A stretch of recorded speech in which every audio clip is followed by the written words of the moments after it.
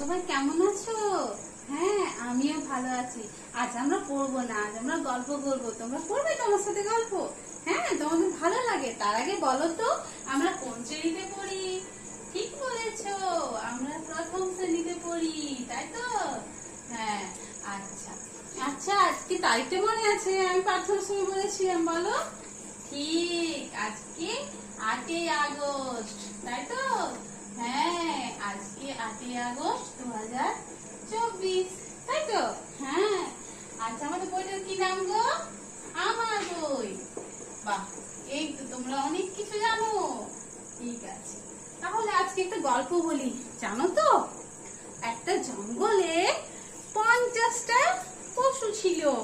কটা ছিল বললাম, বলো? 50টা। এই 50টা পশু, এদের মধ্যে 11 জন ছিল খুব সাহসী, আর 39 জন ছিল খুব ভীতু।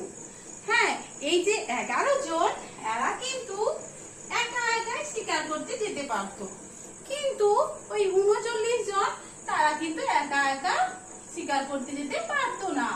কেন বলো তো? তারা তো ভীতু। তোমরা কি কেউ ভীতু হতে চাও না সাহসী? সাহসী হতে চাও? বাবা, খুব ভালো। আচ্ছা, তাহলে দেখো, এই 11 জন, আমাদের বাংলা বর্ণমালা কি আছে জানো তো? ওই 50টা পশুর মতো 50টা বর্ণ আছে। এই 50টা বর্ণের মধ্যে যে 11টা সাহসী ছিল, তারা কে তোমরা জানো? আমি দেখো লিখে দিচ্ছি। অ, আ, হস্য ই, দীর্ঘ ই, হস্য উ, দীর্ঘ উ, রি, এ, ওই, ও, আর ও। কটা হলো? এই 11টা। তাহলে এই 11টা বর্ণকে আমরা কি বলি জানো? স্বরবর্ণ। কি বলি? স্বরবর্ণ। আর একটু আগে বললাম না, ওই যে 39 জন ছিল না, 39 জন, তারা কেমন ছিল জানো? তারা ভীতু ছিল। হ্যাঁ, তারা কি করতো? তারা শিকার করতে যেতে পারতো না। এই 11 জনের সহায়তায় তারা শিকার করতো। সেই 11 জন কে কে তোমরা জানো? জানো না? আমি বলে দিচ্ছি, দেখো, এই এ ও ওর পরে কি হয় বলো তো? ক। তাহলে এই যে আমরা ক বলছি, এই যে ক বলছি, ক এর পরে কি কিছু উচ্চারণ করছি? তোমরা দেখো তো ভালো করে। ঠিক বলেছো, ক, অ। বাবা বা, তাহলে দেখো, এই যে আমরা ক উচ্চারণ করছি, ক যুক্ত অ সমান কি হচ্ছে? ক। আচ্ছা, আরেকটা বলো।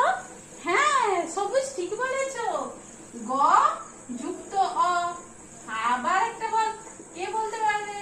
হ্যাঁ, বলো সমীরণ, বলো। হ্যাঁ, প, প যুক্ত অ।